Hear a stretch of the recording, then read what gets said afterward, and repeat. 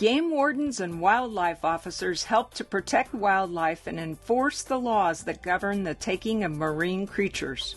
Rod Buckler is a wildlife officer and diver with the California Department of Fish and Wildlife.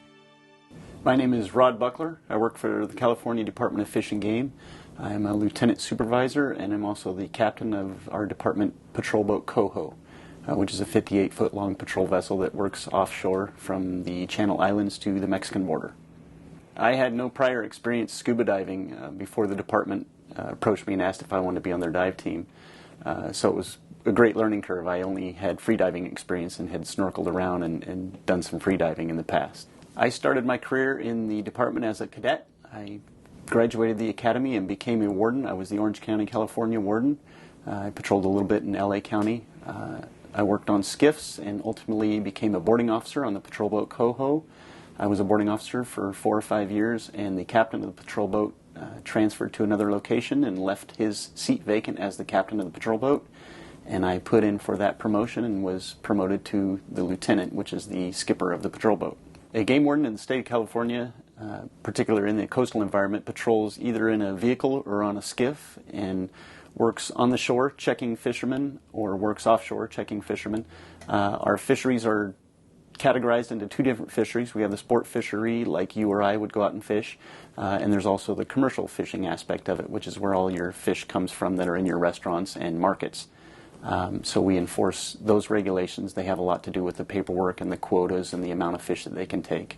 Opportunities for a career in diving within the wildlife law enforcement field are available on the federal level. The National Marine Fisheries Services has dive teams. The U.S. Fish and Wildlife Service on a federal level has dive teams, as well as other states within the United States have dive teams. Most all states have lakes in them or are near a coastal environment. So Florida, California, Washington, Oregon, any state that works in a coastal marine environment would have a dive team available. Throughout my career in the department, I've had the opportunity to engage in different aspects and training. I was a defensive tactics instructor where I taught handcuffing and tactics, ground fighting and stuff like that. I was given the opportunity to go through range master course where I taught guys how to conduct safe range operations in order to qualify on a quarterly basis with our weapons. Specific to a boat, in order to run the boat, I had to go through a U.S. Coast Guard Master Near Coastal course that gave me a license or a certificate to run a large patrol vessel. So I do that now. And then I was given the opportunity to go through our dive certification and learned how to conduct diving operations, and I have to recertify that on an annual basis. A typical day for me as a game warden in California is I have a 3-man crew, and we go out on weekly patrols. Those patrols could be anywhere from 2 days to 3 days, typically 3 days. We patrol from the southern Channel Islands all the way to the Mexican border, and we're checking sport fishermen as well as commercial fishermen. In dealing with the sport and commercial fishermen, a lot of times they're doing things underwater, so they are either diving lobsters or spearfishing or using traps or something like that. So it's often that I have to utilize my dive skills as a department diver and go see what they're doing underwater. We had a commercial fisherman who was fishing in a closed area.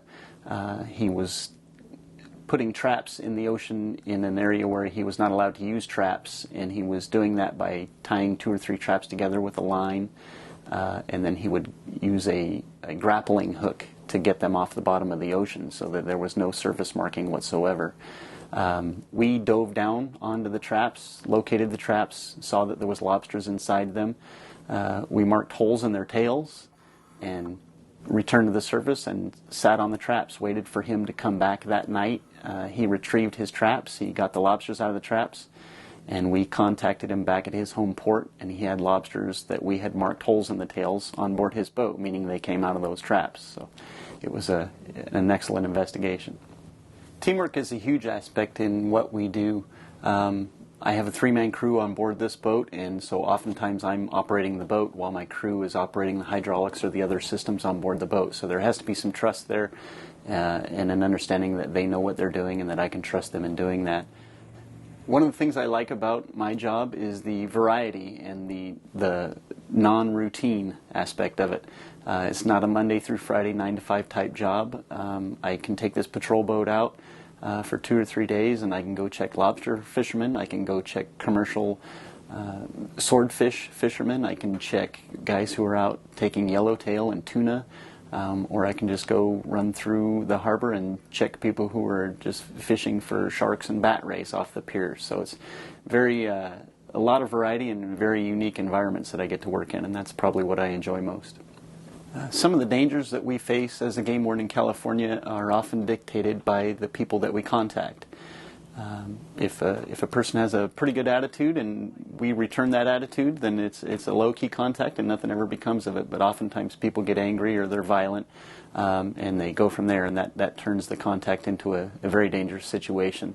Other dangers that we have to face are dealing with boats in a wet marine environment, oftentimes dealing with fish that are slippery and they make the decks slippery, and so there's all kinds of slipping and tripping hazards that we deal with, and just being in a marine environment, should you go overboard wearing all the equipment, that can be dangerous as well. I really enjoy my job, but one of the things I like least about it is having to do all the paperwork. Anytime you go out and get into a situation or end up issuing a citation, you have to write a report. Everything in my job is based on writing reports and paperwork, so there's quite a bit of homework to do when you're done with your day. You gotta write about it.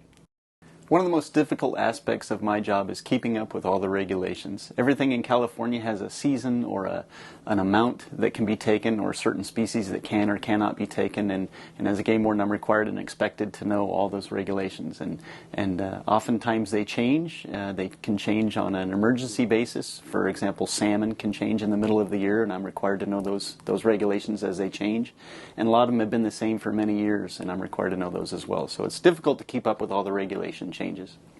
I really enjoy my job. I've thought about it a time or two over the years if there's anything else I'd rather be doing, but it always comes back to there's not. This is the job for me.